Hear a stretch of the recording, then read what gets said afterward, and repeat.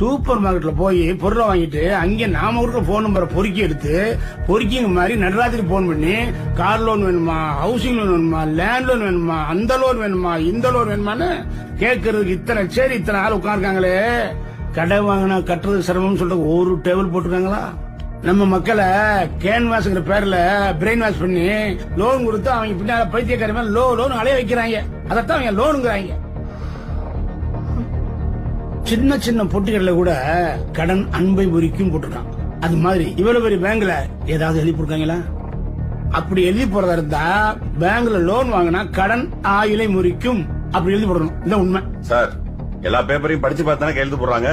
அதுலதான் terms and conditions கிளியரா போட்டிருக்கேன். அதுல ஒன்னாவது புரியுற மாதிரி தமிழ்ல இருக்கா?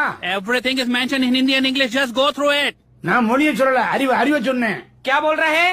हिंदी में बोलो, कुछ समझ में नहीं आ रही है मेरे को. யோ எல்லாருக்கும் புரியுற மாதிரி தமிழ்ல பேசு.